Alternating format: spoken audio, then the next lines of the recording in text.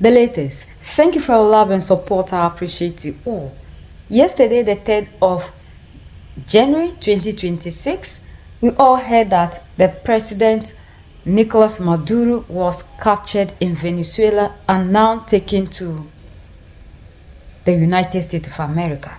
And we heard the president of the United States of America claiming that he is a drug whatever, he's a dictator, he's this. But finally he admitted that whatever that he did was in the interest of the oil, because Venezuela has one of the largest oil reserves in the world, and the United States of America was looking for means and ways to have access to the oil. Finally, at a point in time, we heard the United States of America claiming that the oil belonged to them. Then we saw Nicolas Maduro fighting, making sure that whatever that is in Venezuela, the resources, continue to remain for them. In no time, we saw this same country coming into Nigeria, all in the name of Christian genocide. And we ask ourselves, what do Venezuela have in common with Nigeria? And it is the oil. So whatever that they claim they are doing in Nigeria is as a result of the oil. And earlier on, I told you some analysts said that the United States of America needs an urgent solution to the economy of the United States of America, because US economy is collapsing. But the truth is, they claim the military men of the United States of America.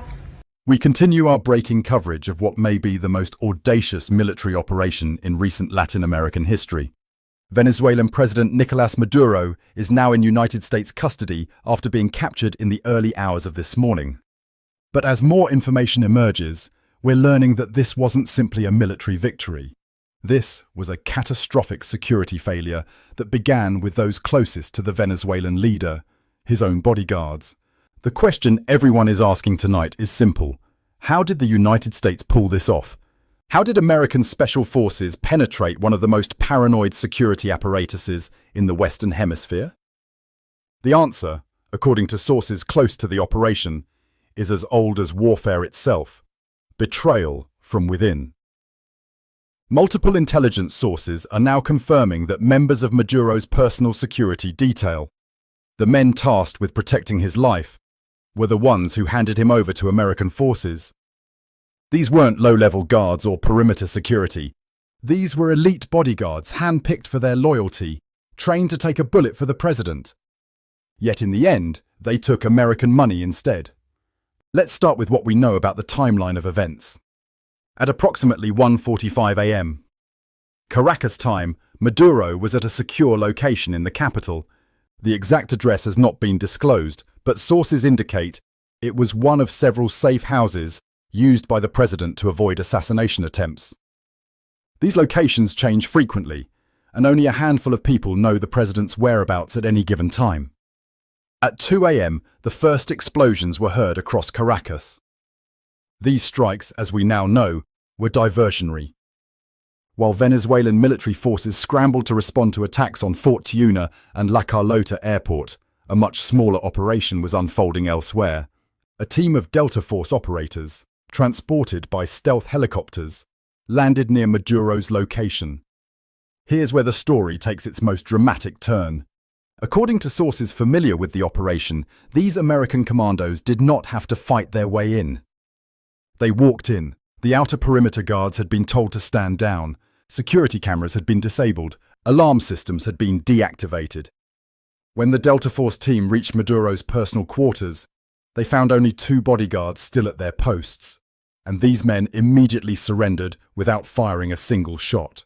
We're 3 days into a new year, and we've already seen manifestations of what we can expect for the rest of the year. The illegal military operation in Venezuela, the kidnapping of a sovereign leader of a sovereign state by the military forces of another nation operating void of any legality whatsoever.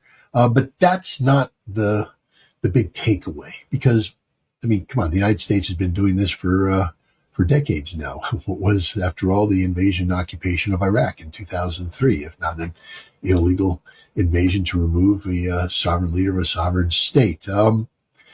What makes this different is that we are seeing a new approach, or at least I think the maturity of an old approach of regime change. Ask yourselves how the Maduro takedown came to pass.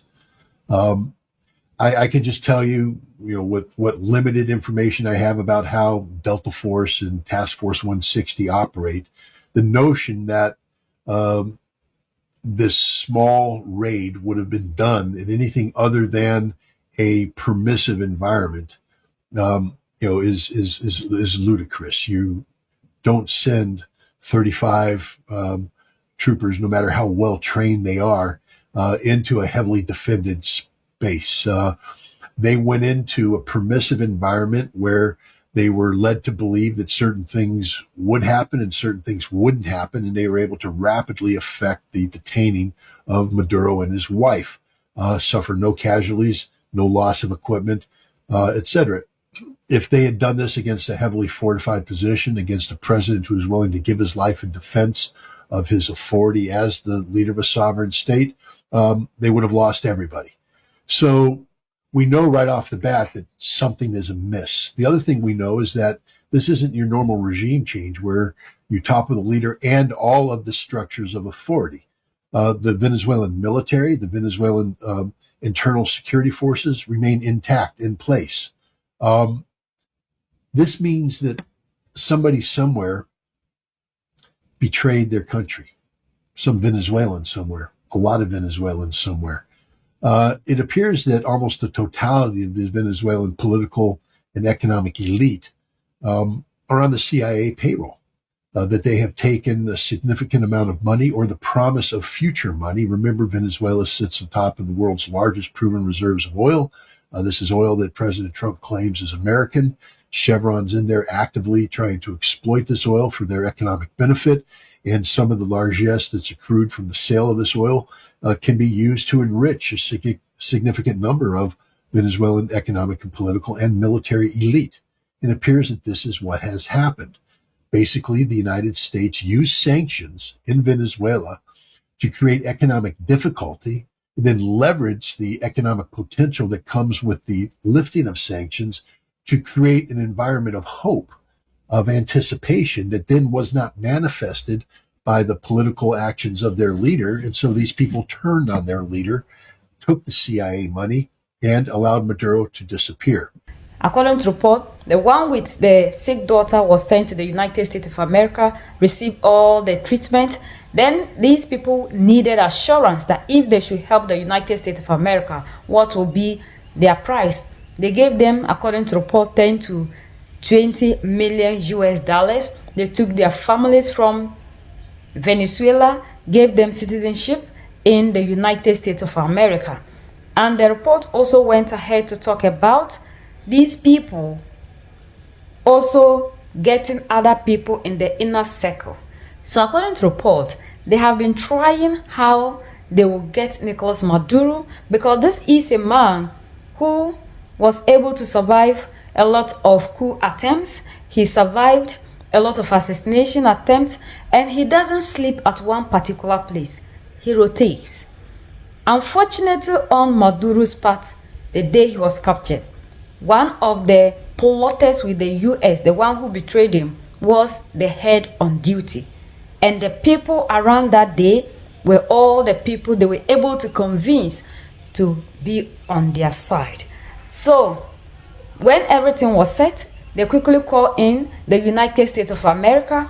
US came in, and then they just did that boom, boom, boom to tell the world that they never did anything. According to report, the US military never did anything. Nicolas Maduro was handed over by the bodyguards. And this thing, some military men were part, a lot of people, big people, generals and whatever, were all part of this plot. So when everything happened, the alarm system, everything of Nicolas Maduro was off. So when they landed, they went straight to where Nicolas Maduro was. And when the people saw them, the military and everybody laid down their tools because they know what was at stake. They know that they have sold their president. And they entered, picked Nicolas Maduro, and then they came out telling the whole world that this was what they did. And people are saying the US can do better because they should know that they are dealing with people that, we are in a technological world, AI for sure. So whatever that will happen, we will know. People are also telling them that if they are doing this to scare Russia, Russia already know everything that they did. So they don't need to parade themselves to the world as if they did any extraordinary thing, that it was a bribe. They orchestrated this for a very long time, and the only day they had the chance was the day all these plotters who were against Nicolas Maduro were all on duty that day to watch over him, and then the United States of America had him on a silver platter. This is something that is telling us as Africans that we should be on alert, high alert. And we also expect our leaders who have these bodyguards taking care of them to do better. Per what they are saying, these bodyguards claim that what they need to take care of themselves, Nicolas Maduro isn't giving to them. You saw some of the funny excuses, but that should not give you the guarantee to sell your nation, because what Nicolas Maduro is doing is to protect you, protect your life, protect your generations to come. Other people are just thinking of today. This is the problem of us as Africans, and that is why Africa is not moving forward, because we all want to live some luxurious life today. We are not thinking about tomorrow. If you succeeded in getting these resources together and saving it, and you are going to use it to take care of yourself, I think it would have been far better than giving it out on a silver platter just because of your selfish gain. So these people sold their nations, and I wonder what will happen, because before the general school notice anything fishy, that there's something wrong with the president, according to report, he was in international airways. That was the reason to which this thing happened. And people are saying that they used the CIA, and even with the trial, Nicolas Maduro will give out a lot of information concerning the CIA as well. So the United States of America should know. And people in the US Congress are also saying that this is not legal. It's against the US Constitution. And ever since this man came into office, he has been doing everything with executive whatever, doing away with the US Constitution. And it is purely against democratic rule. And we also saw that the world leaders came out criticizing the United States of America, telling us what they did wrong. Because if you are doing this, it means that anybody at all can just go and then use the smaller nations to their advantage. If it were to be Russia who did this in Ukraine, the whole world would have been talking, but we are seeing that EU is silent. UK came and said they want to remain neutral. Nobody is trying to talk against what happened. But these are the same people that are pushing democracy that you, the Africans, you love so much. And we need, as Africans, to know that these people are not the people we think they are, because they say one thing and act another way. Anything that is not in their interest isn't democracy.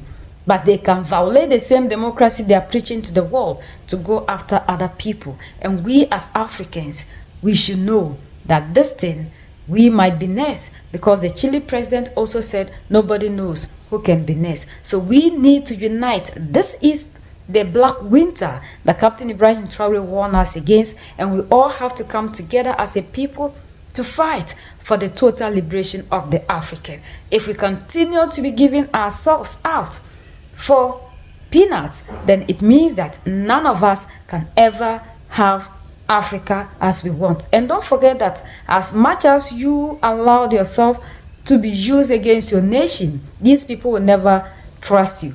And whenever they are done with you, go and ask what they always do to other people when they finish with them. You must learn to love your country, learn to love the continent, and let's unite, because our unity is our strength. There is nothing that is much bigger than what we have as Africans. We need to protect what we have, and the resources must benefit us. People are claiming ownership over other people's properties, and that we need to fight against it. What happened in Venezuela is second colonization, and we need to all rise against this, because as Africans we are very vulnerable. We know the kind of leaders that we have, so we need to rise together to fight against this. It is not the best, and the United Nations, as we know, is being controlled, but we expect this is the most trying moment of the United Nations, and we expect to see what they will do.